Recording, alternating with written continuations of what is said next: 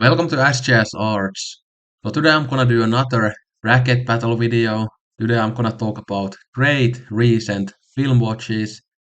I've been living and breathing cinema in the past week or so I've been watching lots of films every day.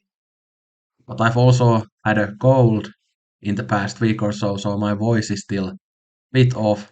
But hopefully that doesn't bother you too much. I'm almost to full health now, but still my voice and nose is still a bit fucked up. But most of these films are Japanese films, of course, but there are some other films here too, and there's lots of anime this time, and I don't speak about anime that much, even though I really like anime, so this is a good opportunity for me to talk about some great anime films and recommend them to you. Yeah, but let's start. So we are gonna start with a Japanese matchup, anime film versus a live action film. Both of these I really enjoyed, but only one of them became an all-time favorite, but the other one is very close as well and might become an all-time favorite after a rewatch. But let's talk about this anime film first. So it's I Want to Eat Your Pancreas, a great title for a film. It's by Shinichiro Ushijima from 2018. So this tells a story about this young woman that you can see here, and she's gonna die soon. She knows that she's gonna die soon due to her pancreas. But then she starts to see this guy that you see here. I mean, they are just friends, but this guy is this loner type that only reads books by himself every day and doesn't connect with any other people. He's a complete loner and he doesn't understand other people and the other people doesn't understand them. But these two become this beautiful relationship, and at first it's obviously very awkward, especially for the guy, because this young woman is a very extroverted person, pretty intense person, really fun person, but the guy is very closed off and quiet and stuff. So there's an interesting dynamic there, but the film is tonally, it has lots of different things, so it's really funny at times, very emotional at other times. And while this young woman seems very happy and be quite content with the fact that she's gonna die. But under the surface, there's lots of sadness there and lots of fear there that she's gonna die so young. Yeah, and there's a big twist in this film after the hour mark that kind of changes the whole film in many ways. I mean, it doesn't change the whole film, but it changed quite a bit of the film. But I liked the twist. I didn't guess the twist at all, and I was kind of shocked when it came around, but I kind of liked it. And then before the twist, around the halfway point of this film, there is one like really problematic scene. Again, I'm not gonna tell you what it is. I mean, you know what it is if you have seen the film, and I didn't like that scene. And if you read many of the reviews or letterboxd for this film, that scene ruins the whole film for many people. But to me, just a 2 minute scene that is pretty problematic and stupid and weird doesn't ruin otherwise a great film, even though I wish that that scene was very different. Yeah, yeah, but you know what the scene is if you have seen the film or if you are gonna watch this film after this video. Yeah, but I really connected to this film emotionally in a very deep way, and it's one that it's a film that really makes you think about life and death and relationships and how you should live your life before you die and those kind of big, maybe bit cliche themes, but very important themes nonetheless. And of course, this type of film where one character knows that they're gonna die, and then they have this beautiful relationship before that. Again, this type of thing obviously has been done beforehand, but off the top of my head, this is probably my favorite portrayal of that. Pretty typical story. Yeah, and the animation in this one is really, really beautiful. Pretty much perfect. Yeah, so if you are into kind of slice of life anime, would highly recommend you this film. Yeah, even with that one problematic scene, but again, like I said, to me, 2 minute scene in otherwise great 90-minute long film doesn't ruin the whole film, but it does ruin it for other people. But each to their own. Each to their own. Great film. Then, oh, and this one is so great too. I've talked about Shunji Iwai a couple of times in my channel. I think this was the fourth film by him that I have seen. This is actually now probably my second favorite. I've talked about Picnic recently, that's my favorite, but this is my second favorite. And this is the one out of these two that kind of became an instant favorite. So it's called Hannah and Alice. And yeah, it's about these two high school teenage girls. And they kind of have this relationship with a weird teenage boy who just reads this book all the time and is all weird. So yeah, kind of similar themes in these two films, I guess. Yeah, but they have this weird love triangle, and this is another film that when it's mostly a comedy, I would say, but obviously it has those drama elements there. But this is a really funny film, and I think that was the thing that really pulled me to it. That how much I just enjoyed watching it, and also it's just so beautiful looking. It has absolutely impeccable cinematography, like other Sun Shiwai films have too. Like all the angles and the hypnotic feel that the visuals have. I just absolutely love that. There are lots of great shots here. But yeah, what a great story it's about again, those first laughs, that awkwardness and that weirdness of your teenage years. Yeah. And it explores also friendship and whether these two girls can remain friends even though they're kind of attracted to the same guy. But yeah, what a fun film, what a beautiful film. Absolutely love this one. Yeah, I should definitely get a physical release at some point too. But I'm gonna go with Hannah and Alice because again it became an instant favorite, but I want to eat your pancreas. It could be a favorite too, so it's still pretty close. But I just connected to both of these films so hard, but yeah. I'm gonna go with Hannah and Alice. Then we have two more Japanese films, of course, and these are both live action films, quite different films. I mean, pretty much totally different films. Um, yeah, but this is Ryusuke Hamaguchi's Wheel of Fortune and Fantasy, available on the Criterion channel. So this is a film that is divided into three different vignettes. The first vignette is all about love. It's about this guy and two women that he is into. One of the women he used to be into, then there's this other woman that he's maybe starting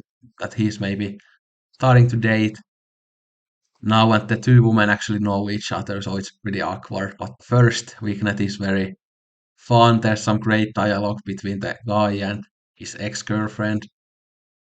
It's very fun dialogue, but through the humor and through the weirdness, it also um, tells us a lot about human relationships and love.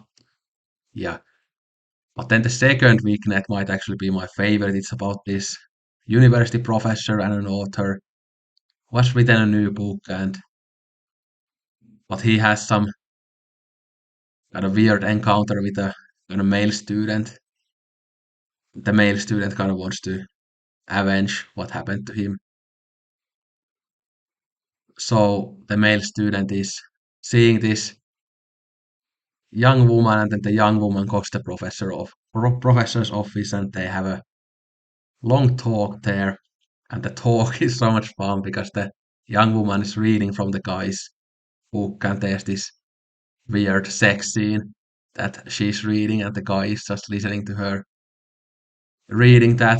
So that's kind of very fun scene. But I really love the conversation that the professor and the young woman had. It was so entertaining. And the young guy on that weekend is kind of an asshole. I kind of hated him, but yeah, I really like where that weekend also went into in the end.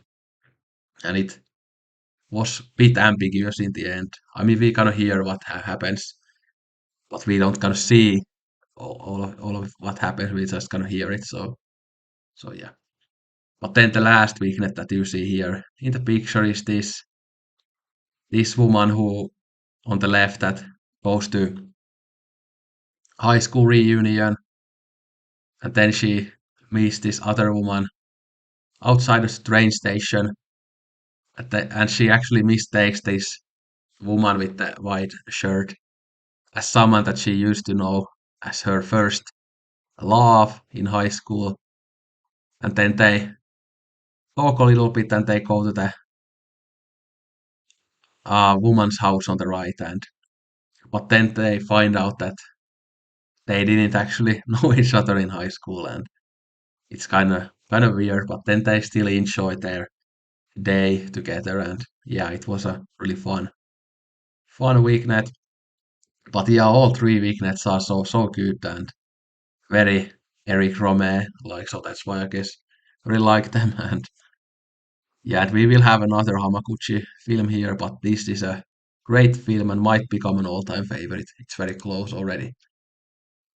But then we have this Masahiro Shinoda film, fairly unknown film, and I would say a bit underrated. I think this was so good. But it's called Ballad of Orin.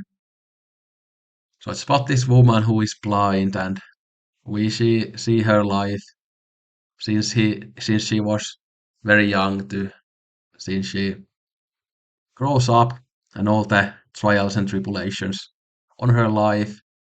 And we also see the world changing around her.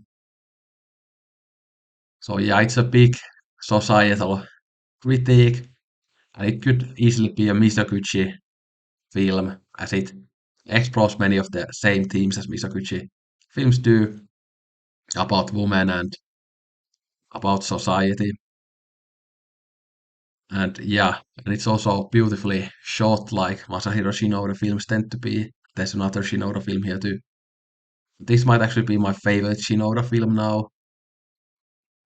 Yeah, and it has some very interesting relationships too.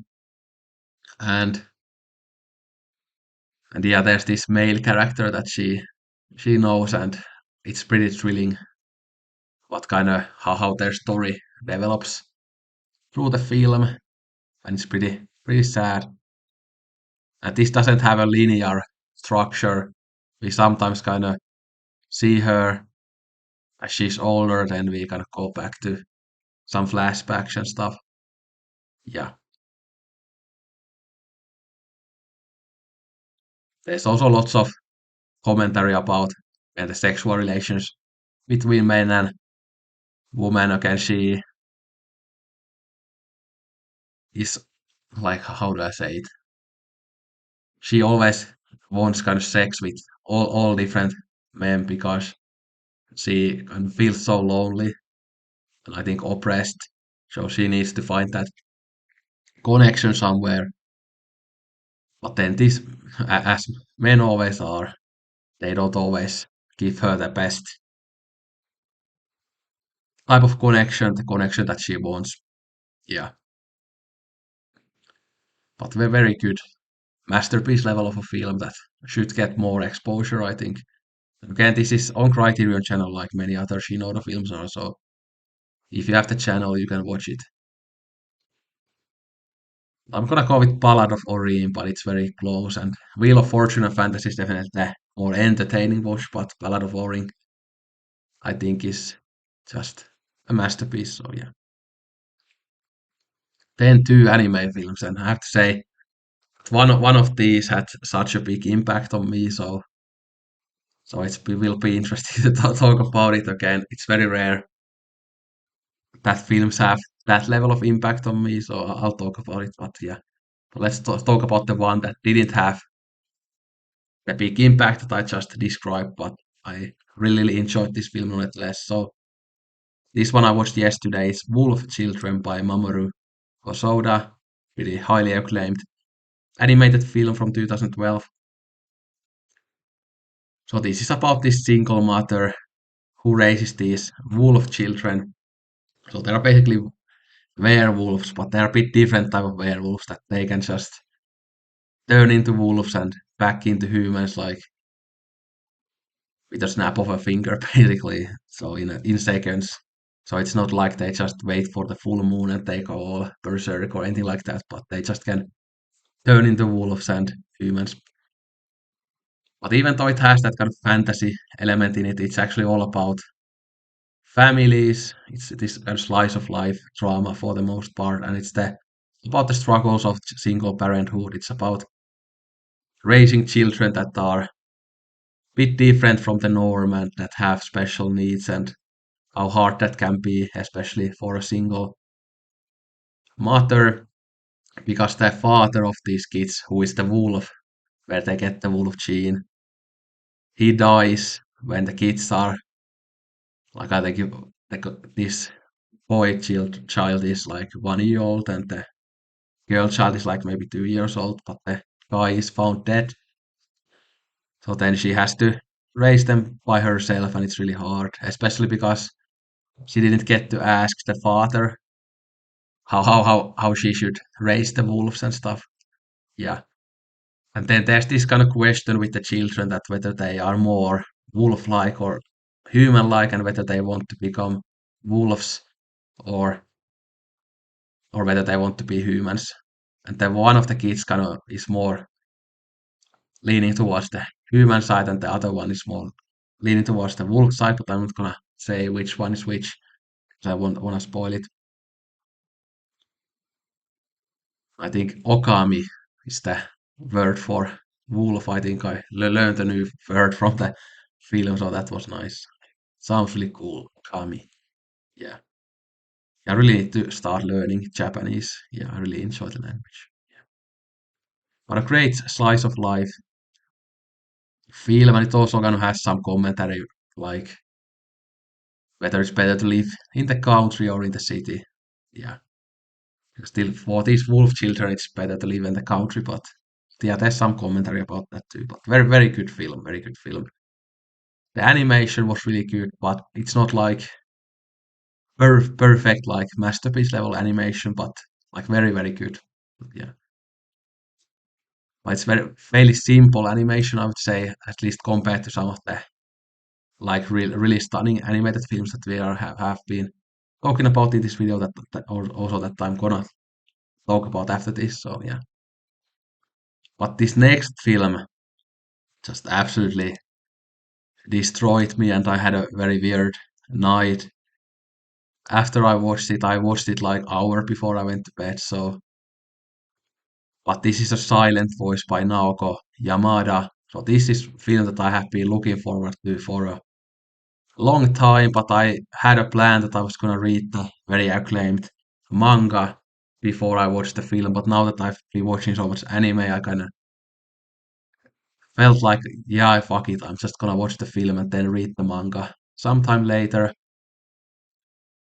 I never imagined that this would have such a powerful impact on me. Like this year, after like Love Simon, I think this is the second film that has kind of impacted me the most because it reminds me of so many things on my real life. And yeah, I was teary-eyed at one point in the film, but and I feel like it destroyed me even more like after it ended and after I kind of reflected on it a little bit, and it really opened opened some scars.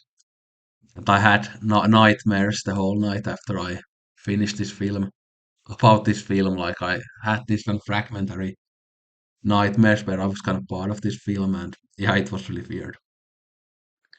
But this is a film about bullying. So you see in the poster the two main characters. So this guy bullies this girl in, I think it's sixth grade, and but then and some other people take part in the bullying, and the girl is deaf, so that's kind of why she's bullied, and there's lots of miscommunication there. And some of the bullying kind of is caused by the miscommunication. The people don't just start bullying her like immediately out of just thin air, but some of the bullying is caused by the miscommunication. So that's kind of interesting. But this guy bullies this girl, and but then later on the guy actually becomes this loner, very and he has this awful social anxiety, and he doesn't have any friends, and then he starts to regret the fact that he bullied this girl when they were younger. But then he contacts the girl, and then they end up becoming friends, even though they have this very troubling past together.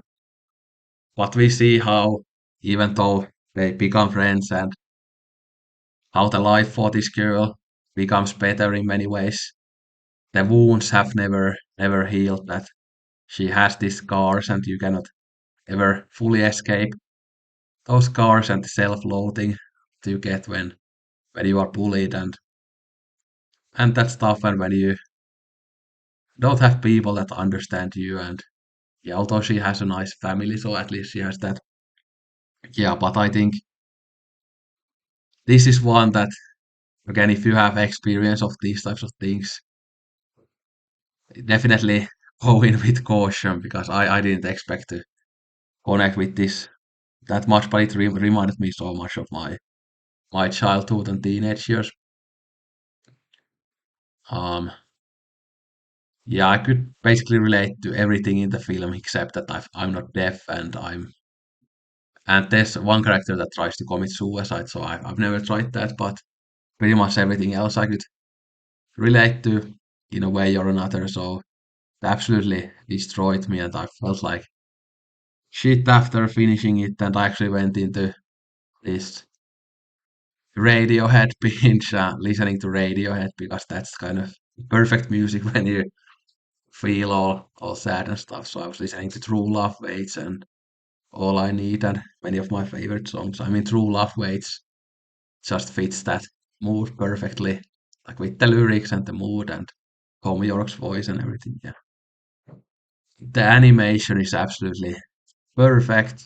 I mean, it's so good and detailed and big and colorful. I absolutely loved it. Like again, the manga is apparently very good too, and it has quite a few volumes. So I've heard that it has a bit more story than this film. That the film is like 2 hours and 10 minutes. So yeah, but I got so invested in these characters. I know some people say that they couldn't root for any of the characters, but I rooted for most of them. Even this bully guy, because he has this kind of redemption arc, or we kind of question this, that whether people like that can have redemption, but I think they can, and I think he became a way better person in the end, and I think we should give people second chances. Yeah, I felt so fucking bad for the deaf girl in this film. Okay, the bully scenes, many of them happen in like the first 20 minutes of the film, and we get quite quickly out of the sixth grade when she was bullying, and we have this time jump. But yeah, it really hits. It really hits, and there's this character called Ueno that you have. It's the second girl from the left, and she's like a like pretty awful. Although she's not like that kind of black and white type of villain that she's all bad, but and with her and this deaf girl, there's also this issue of miscommunication that I mentioned. That so yeah, but yeah, definitely go in with caution if you have experience of these things. Yeah, it really hit me so fucking hard, and I think it was second time I cried to a film this year. So I mean, I've also tried to the OC once again, but that's a TV show. But yeah, in terms of films, yeah, it was the second time. Yeah, but I think this might actually become like a very big favorite of mine. I mean, it's already a favorite, but I mean that I would probably rank it very highly, and this might actually. I feel like this might become my favorite animated film. It might already be. Again, it just impacted me so hard. This was actually the first Japanese animated film that has ever made me cry. So yeah. And it's very melodramatic. I mean, pretty much all of these animated films I've talked about here are very melodramatic, and I know some people have problems with that, but I think it kind of comes with the art form, and I don't mind it. But I can see why some people would be bothered by it. But yeah, I obviously have to go with silent voice. Yeah. Then we actually have another film by the same director, Naoko Yamada. Listen the Bluebird. So this is about these high school musicians, especially about these two girls that you have here. The girl on the right is this introverted girl, and the girl on the left is more extroverted and outgoing, but they are friends. And the girl on the left is kind of the only girl that the girl on the right connects with, and the girl on the right is she only is kind of willing to open up for the girl on the left. Yeah. So we see these young girls can playing music, and we have see their relationships and their again what they want for the future and that thing because they are close to starting the application process for college and stuff. Yeah. But there's this actually this kind of subtle queer element here because the girl on the right is in love with the girl on the left, and then we kind of are guessing throughout the film that how the girl on the left actually feels because she's kind of all over the place, and she's kind of I guess you could say bipolar in the way that one day she decides something and the other day she decides something else. So it's kind of interesting and weird dynamic between the two. But again, the queer element is very subtle for the most part. But there are some very more powerful emotional scenes here too, even though this is the most part very kind of quiet and chill film, a very beautiful film, again, stunning visually. And this is definitely again more kind of smaller and quieter and more chill than the silent voice that's more melodramatic. But yeah, I like this almost as much as a silent voice. This was really good too, and yeah, got very invested in this emotionally too. I like the simple plot. I like the characters, and I like the portrayal of like the introversy in this film. Again, as an introvert, I could relate to it quite heavily. Yeah, beautiful film, beautiful film. But then we have another Hamaguchi film, his most famous film. I finally watched it, Drive My Car. Okay, my friend Altes from Cine Art Therapy made a video about this few months ago, so go check that out. I also rewatched the video after I watched the film, so the video was really good. So this is about this actor director Yusuke Kafuku, and he has a wife. The wife dies really early on the movie, and we also find out that his daughter had died years ago. So it's a very sad film. But this film is all about loss and not getting over loss and not getting over guilt and not getting over the fact that you kind of think that maybe I could have done something before your loved one died, and maybe I could say said something, maybe I could have been better, maybe I could have saved them. So it's all about regret and loss. and the fact that it's so hard to get past those very big negative emotions and stuff. So this is a very relatable film if you have felt regret, guilt, and loss. I mean, I don't think you have to have felt loss, even though it's about that. But if you feel very strong regret and guilt about something, I think you can very much relate to this film, and I could relate to the film very heavily.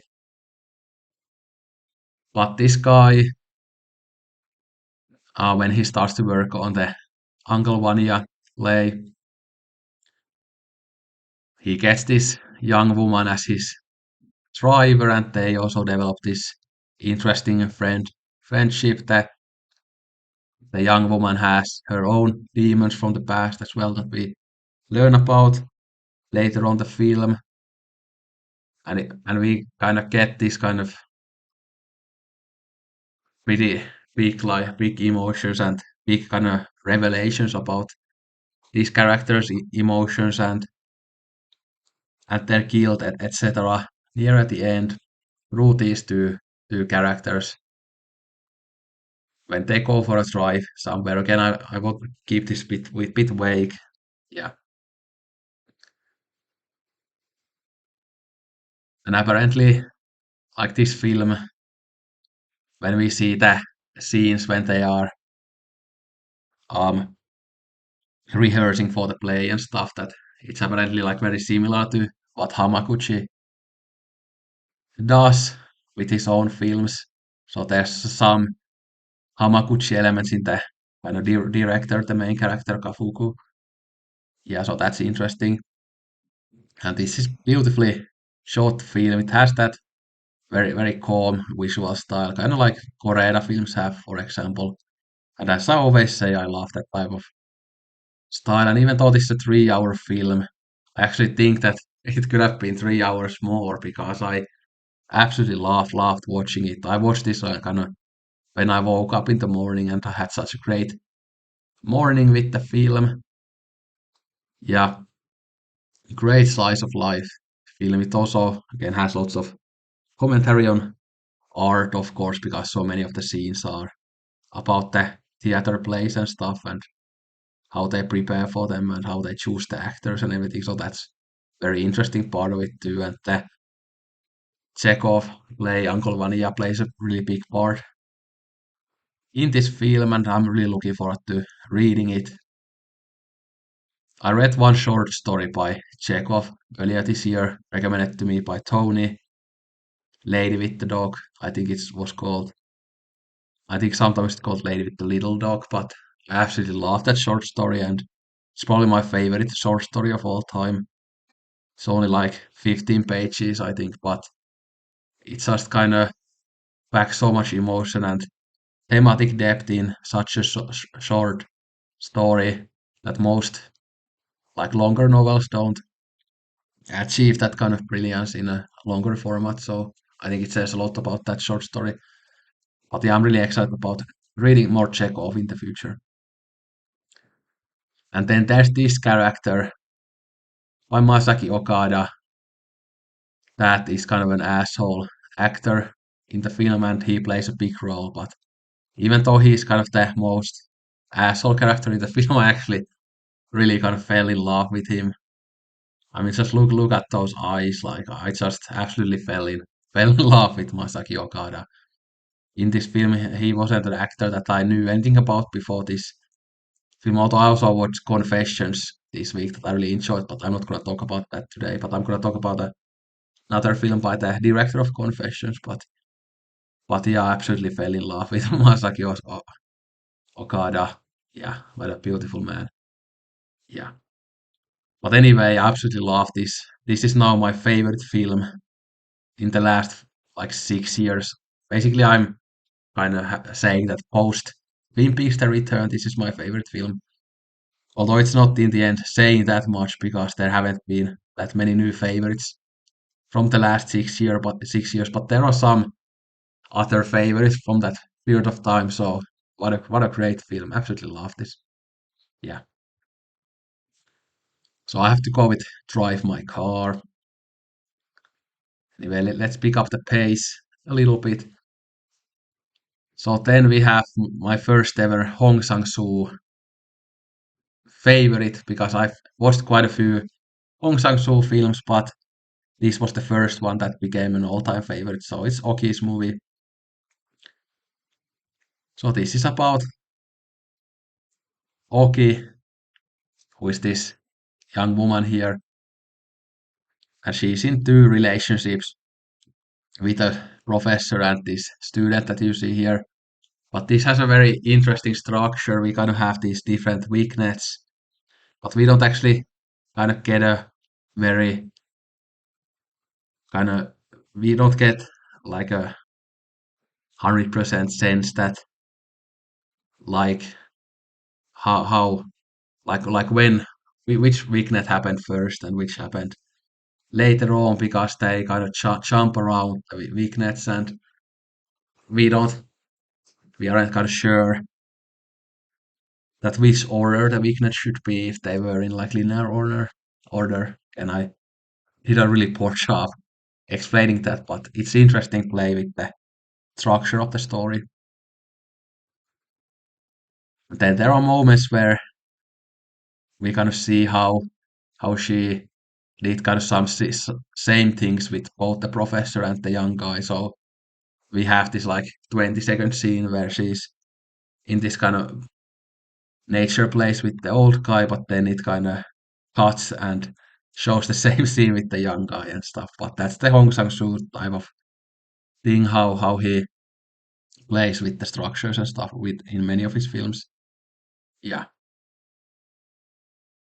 but I really enjoyed the structure. It was so interesting, but I also just really like these characters. This young guy character is pretty weird, and I've noticed that the young guys in Hong Sang-soo films are often quite weird. They talk in a very weird way and they act in a weird way. And the guy and the professor also have a fairly interesting relationship in the film. And there's these kind of conflicts between some of the professors too, and that's fun. So there's kind of a soap opera, kind of gossipy type of side to this film as well. Yeah, and it has that very basic, beautiful visual style as well.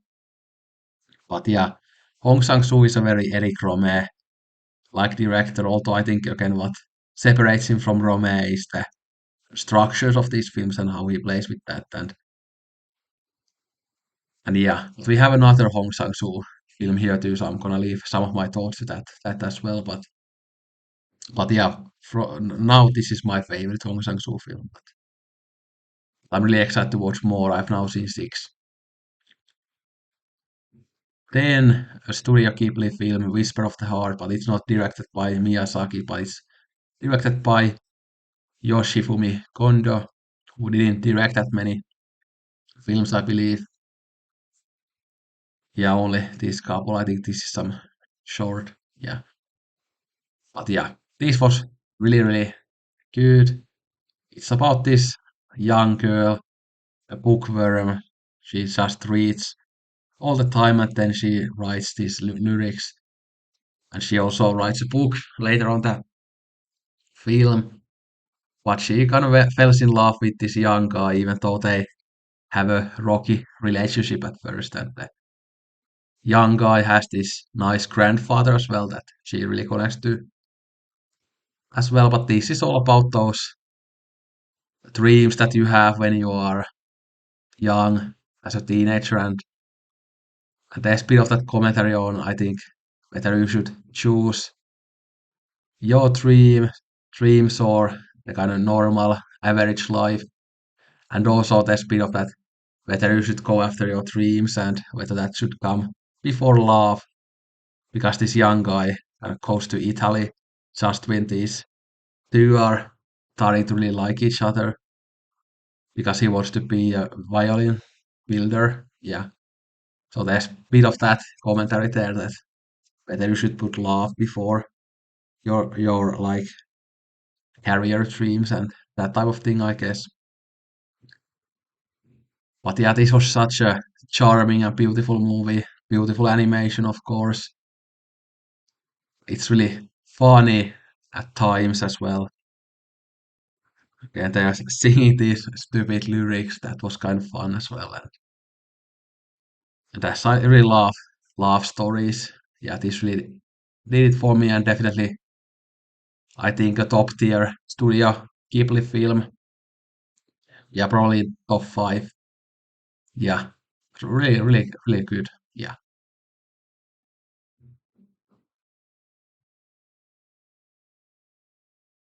yeah. But I'm gonna go with Oki's movie because it became like an all-time favorite, and Whisper of the Heart is close to becoming that too. But Oki's movie did three more matchups, so now we have another Hong Sang-soo film versus another Studio Ghibli film. So this is currently my second favorite Hong Sang-soo film out of the six that I have seen. So this is an earlier film. This is called Tale of Cinema, which has been available on Arrow Blu-ray for quite a long time. But this is all about kind of whether art imitates life or life imitates art, and I mean, of course it's a bit of both oftentimes, but it's all about that. So it's gonna start with a young guy and a young woman, and they want to kind of commit suicide together. I'm not gonna tell you whether they succeed or not.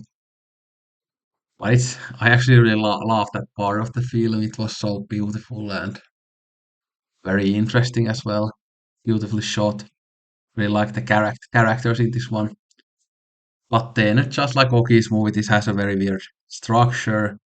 And we find out about that kind of first part of the story that we find something about it and it kind of turns the film into a completely different direction. Okay, this is very hard to talk about without giving you spoilers. But then we also have this kind of filmmaking element inside this film as well. And there you can see the commentary about art imitating life and life imitating art. But yeah, again, how can I talk about this without spoiling it? Yeah, well, I really enjoyed the characters. I had lots of fun with it. Makes you think about art. Beautifully shot film. Very interesting film structurally.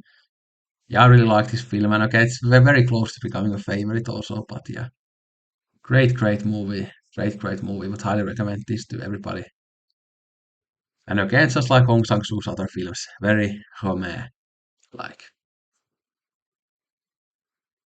And then this great Studio Ghibli film. So this was the first film I watched on Sunday when I had like a huge film binge when I watched like five feature-length animated films.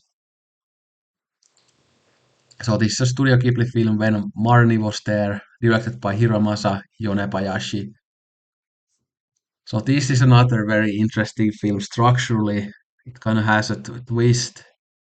I guess even, I mean, it has even several twists, but there's one like major twist near the end. And you can have a queer reading of this film, but kind of the twist kind of gives you some doubt about that. So I've read that it's kind of queer baiting in a way because the twist kind of turns it around. But this is another film that's like very impossible to talk about without many spoilers. But I was all on board with the kind of queer story. It's kind of lesbian love story. But then I was kind of really weirded out when we got the twist, and I didn't see the twist coming. I mean, I saw kind of some of the earlier twists coming, you could say, but the kind of major twist I didn't see coming. But I read many reviews that kind of still have a weird reading of the film even after the twist. Like there was one very interesting review that has this kind of trans reading about it that the main character is kind of like an allegory for being trans, and that was very interesting. Again, I don't know how I feel about that yet because again the twist in the end kind of changed my view of many of the things in this film. But it's very interesting how you can again interpret the film in so many different ways. And I think many of the interpretations that I read for the film were were valid and very interesting. And again, I'm not completely sure how I feel about it yet myself, but I was very much on board with just kind of the lesbian love story, but then it turns into something else, but really beautiful, emotional film, very fun film, beautifully animated. I really enjoyed the story, although you can say that it's kind of all over the place with the twists and stuff and how it kind of goes from one thing to completely other thing. And I totally get if people have problems with that, but I in the end just really enjoyed this film and I could see this becoming a favorite to a very close one already. But yeah, very much a film that deserves lots of discussion. I think this is definitely more of a mind bender than many of the other Studio Ghibli films is. Yeah, you can analyze so many things about this film, whether it's the structure, the twists, or is it queer or is it not? Because the kind of the ending makes it that it's just about kind of family themes and stuff. But yeah, very interesting, and I liked it nonetheless, whether it's about acting or writing. Yeah.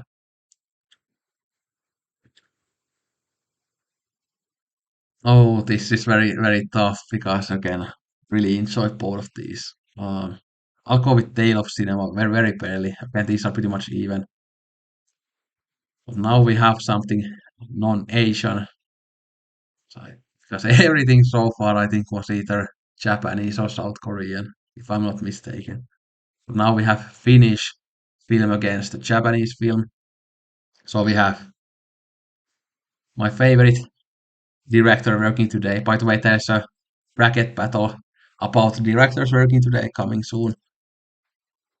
I actually shot that already, but as I kind of got sick, and then when I was sick, I was watching so many films, and many of the films that I watched, like the Hong Sang-soo films and the Hamaguchi films, because I want to include those directors in the bracket battle. Those kind of changed my some of my choices on that bracket battle, so I decided that I'm gonna do it again. But anyway, I'll shoot it soon. But this the new Aki Kaurismäki film that has been in the cinemas. I saw it in the cinema. This kind of nice small cinema that's next to my university campus. I had never went there, so it was nice to go there. It was really charming place. But yeah, this has obviously gotten lots of hype in the film festivals and some like best film prizes it has gotten as well and has been really popular here in Finland. I believe this is actually Aki Kaurismäki's own dog. Beautiful dog. Yeah, but this is a love story about this kind of alcoholic guy and this young woman who has some like awful problems with her work and stuff. So there's lots of commentary on the working class and the exploitation of the working class and that type of stuff as always with Kaurismäki films. And it's handled very well here in a fun way too. And this is definitely Kaurismäki is one of his funniest films. I think this is just so much humor here all the time and yeah. But it's kind of maybe Kaurismäki by the numbers, so it doesn't do many new things for him. It kind of feels like one of his early great films, Shadows in Paradise, which is one of my favorites. But still very good. But yeah, has his typical use of music as well. And yeah, fun, interesting, Kaurismäki like um, love story with that dry humor. It's really funny, like I said, and yeah, great love story. But yeah, I really enjoyed this one. So go see it in the cinema if you can, or see it in general. Against Kaurismäki, Kaurismäki's Fallen Leaves, we have Masahiro Shinoda's Silence, a very famous film based on the Shusaku Endo novel by the same name. And I want to read the novel, I haven't read that yet, and I also want to read Shusaku Endo's The Samurai, which sounds really interesting. And of course, Scorsese did a version of this in 2019, and I actually haven't seen that yet, but I decided to watch this film after we talked about Scorsese in the um, Ronnie Nazarene talk. Yeah, I know Nazarene is a huge fan of this film, so yeah, but I ended up really liking it too. It's a quite a way dark film. It's interesting battle of these different ideas. Okay, it's about this priest trying to spread Christianity in Japan,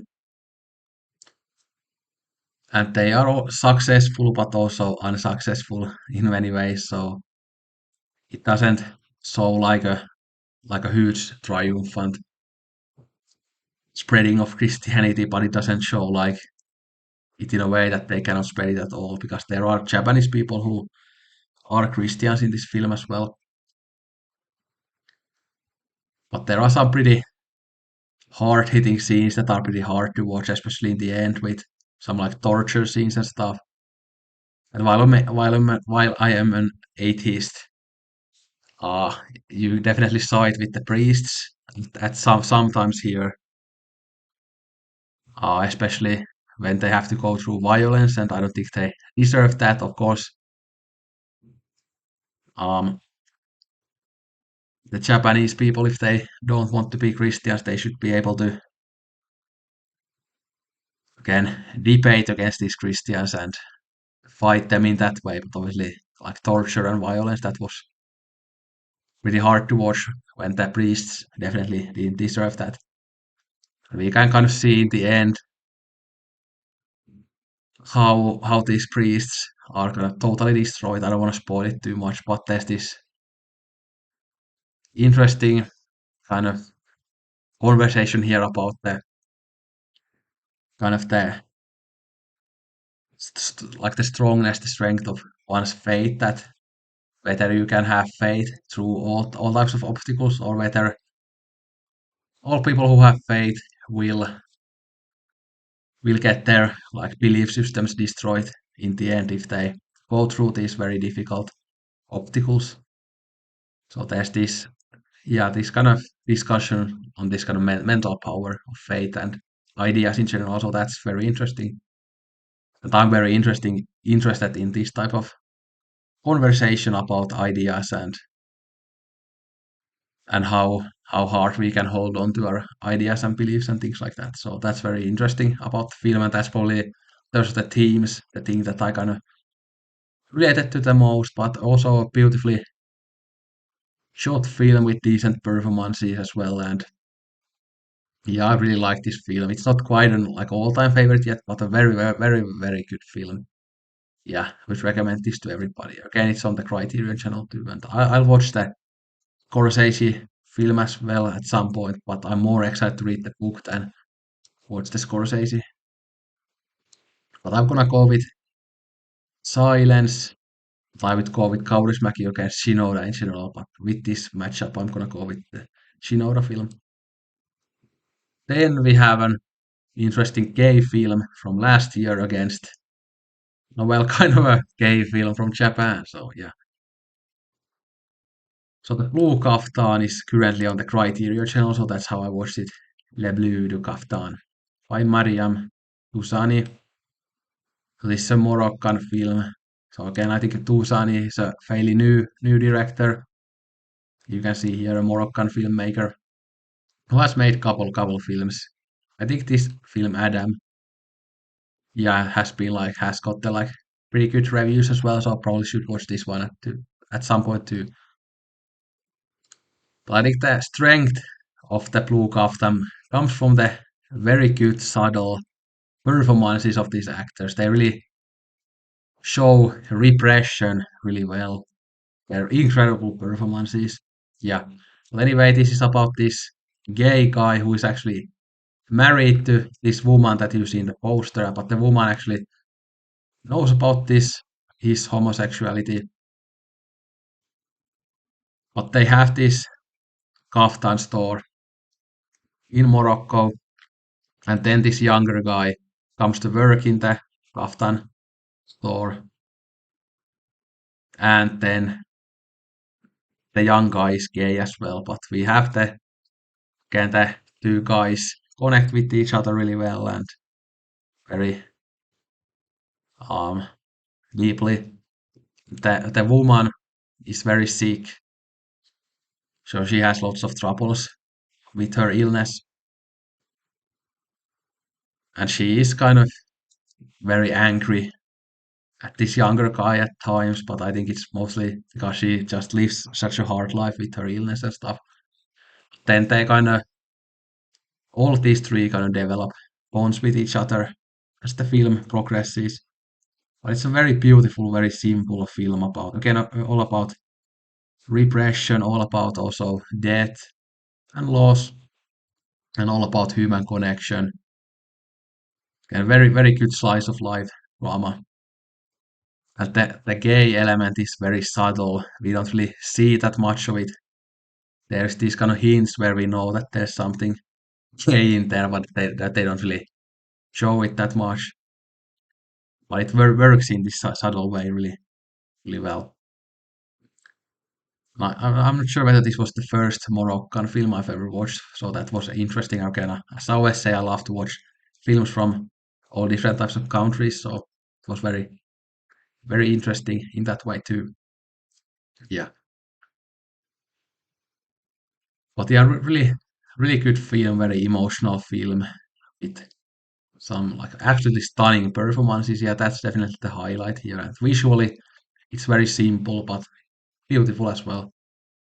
Yeah, yeah, I really like this film a lot. So if you have the Criterion channel, go watch this, or if you have another means of watching it, definitely watch it. But then this last one I absolutely loved. So it's Tetsuya Nagashima's Kamikaze Girls.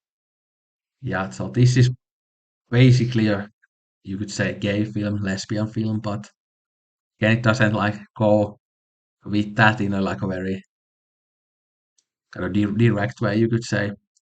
But it's about this young woman again who has this rococo obsession. So she dresses very weirdly.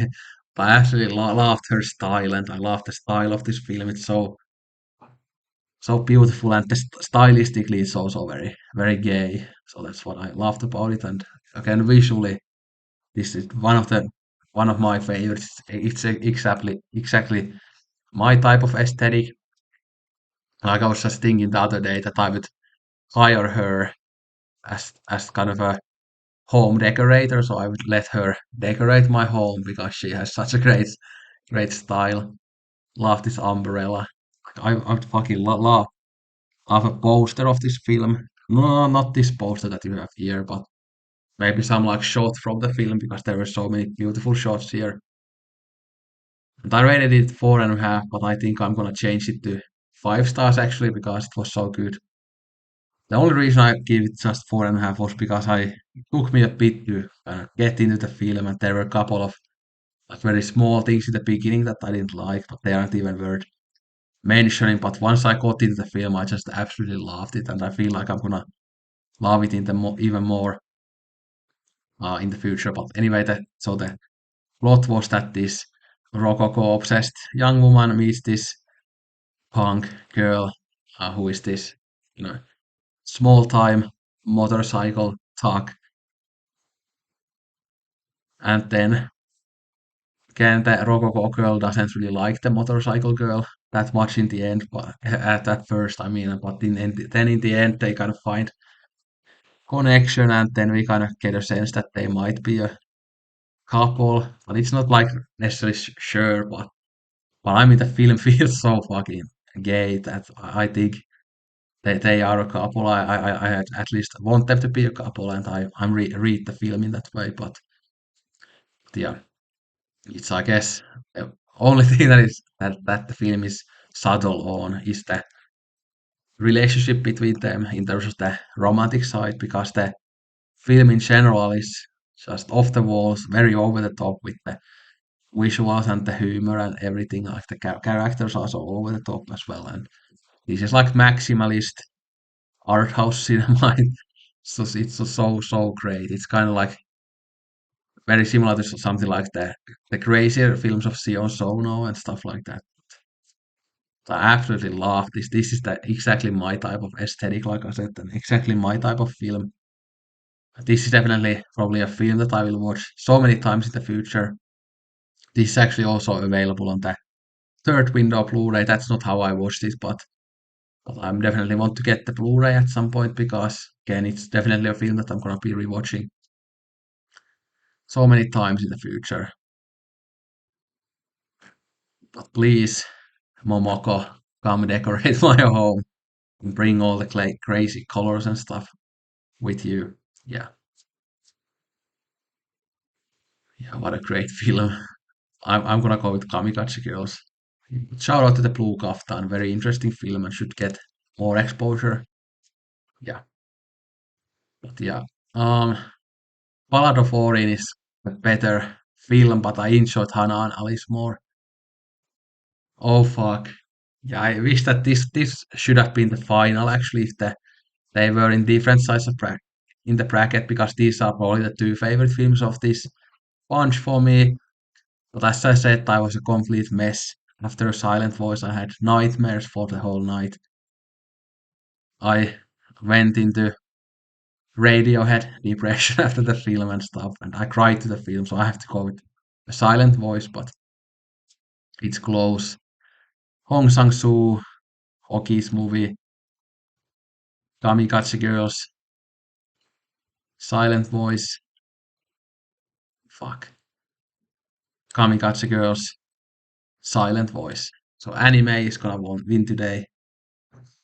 Yeah, there's this Silent Voice manga box set. I think it's usually like 70 euros, so I need to get that at some point. Yeah, so looking forward to reading it as well. But anyway, let me know what you have watched recently. Let me know what you think of these films and let me know if you got any recommendations from this video. Thanks for watching. Don't drink all the coke. Sayonara. Arigato gozaimashita.